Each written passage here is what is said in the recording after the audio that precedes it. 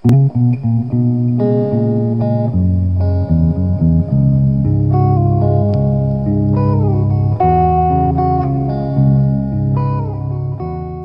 guys, so as you can see, I've got one of my jelly plates out. This is the 5x7.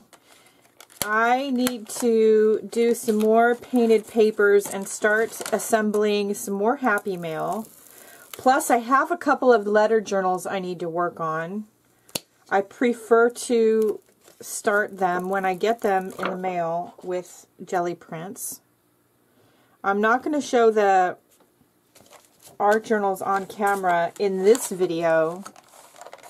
I'm going to actually do a separate video on that. I'm going to film it in segments and pull the letter journal parts out. But I am going to do a speed through of some different ideas on jelly printing with these small jelly plates. I also have the 3x5. I like that one too. We're going to use this one for today. So I'm going to use this. I'm going to use some of my stencils. I'm going to speed through it and I'll be right back.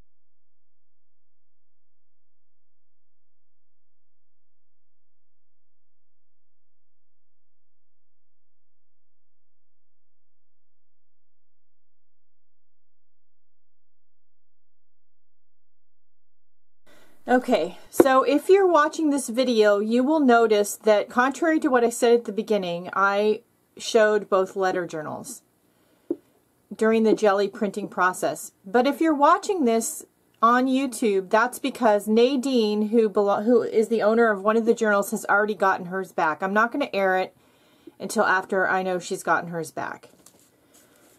So when I got Nadine's journal, there were a lot of blank pages still in it. When you are working in a letter journal group, you really should, of course, do a double page spread. You should also add something to some of the other pages that are in the journal. You are not expected, of course, to fill up the entire journal, but the whole idea behind it is for it to be a collaborative sort of process.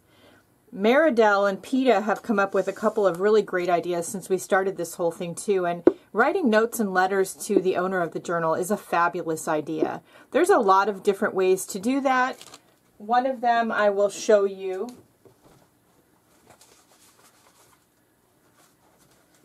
So this is a journal of mine that is just a spare. It has no home. So I'm going to show you the good things and bad things about this journal. I have to actually undo it and redo it.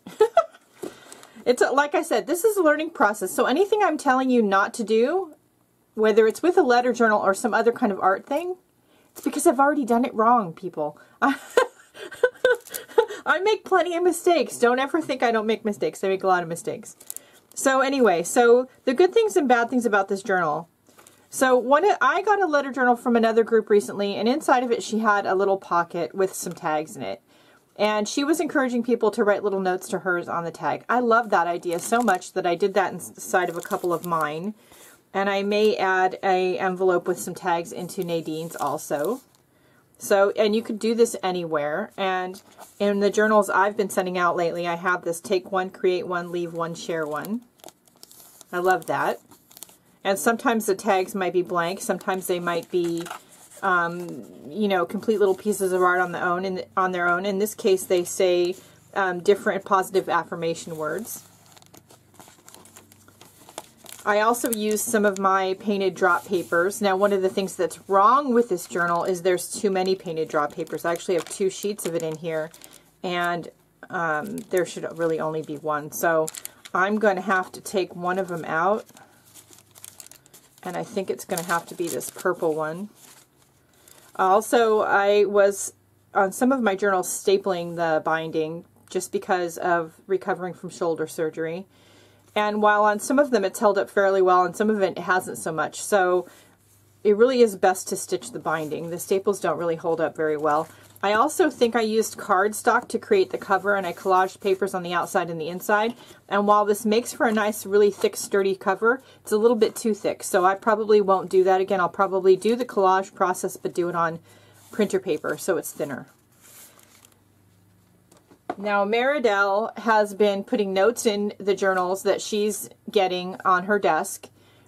I've gotten one of those, and that's just fabulous. I think it's a wonderful idea. I've also started writing, well, I've always been journaling in all of the letter journals that have come across my desk. So usually it's just a quote. In the last couple, I've actually put some sort of note. It's not always in letter format. Sometimes it's squirrely and going all around and screwed up around the page, but it is there nonetheless.